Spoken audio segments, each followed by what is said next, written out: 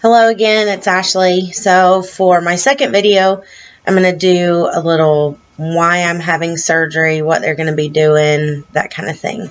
So the surgery that I'm having is going to be on my right knee.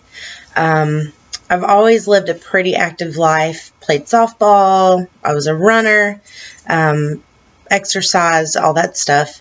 And about 4 years ago, I was running and I started having some pain in the right knee. So I went and saw an orthopedist and I found out that I have had some damage on the underside of my kneecap. So we did some therapy and the steroid injections and some other just conventional treatment, and none of that helped. So I had my first arthroscopic surgery in 2010.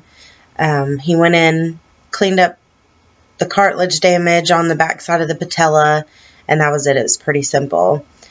Less than a year later, I was running, and I had pain again, so I went back to see him.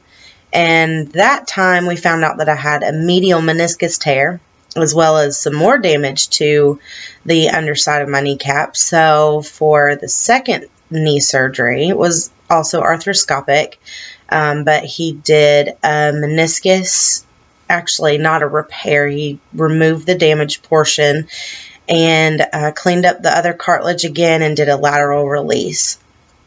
I moved around a couple of times and changed jobs some, so I didn't have insurance. But about a year after that second surgery, I started having some more issues with the right knee, and it's just progressed up until about 2-3 months ago, when it was getting to the point where it was just affecting my everyday life. I hurt to walk. I have 5 stairs in front of my house, and they were miserable. Taking the dogs for a walk, I didn't enjoy doing that because it was uncomfortable. Going to the grocery store was uncomfortable. Even driving hurts. So I just recently got a new job with much better insurance, and I went to a new orthopedic surgeon, and he did an x-ray and an arthrogram, which is, it's an MRI after they inject the joint with contrast dye, and that helps him see more in depth the cartilage damage, if there's any tears or that kind of thing. So we did the arthrogram, and about a week after that, I went back to see him, and we discussed some options, and we decided that my best option was going to be something similar to a patellar realignment surgery. Initially, what he's going to be doing is the part of your shin bone that's right below your kneecap. That's where your patellar tendon connects to the tibia.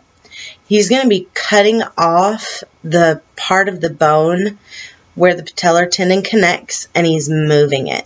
The reason we're having to do this is because he noticed that even after the lateral release a couple of years ago, my kneecap still is not tracking properly in the femoral groove. So I have constant damage to the underside of the kneecap, the cartilage back there, and it's starting to damage the cartilage at the end of my femur. And that's what can progress into the osteoarthritis and when people have to get knee replacements and that kind of thing. So we're going to try to avoid that. So when he moves the piece of bone, he'll have to secure it with screws. And initially, it's like a broken leg. So he's securing it with screws. I'll be in a long leg brace for 6 to 8 weeks, non-weight bearing, be on crutches, not really looking forward to it. Some pretty extensive rehab, that kind of thing. So that's all about the surgery. Surgery is actually tomorrow morning at 10 a.m. We have to be there at 8. Yay.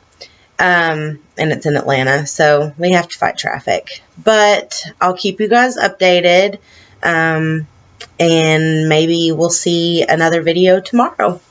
Like, subscribe, comment, tell me what you think, and I'll see you soon.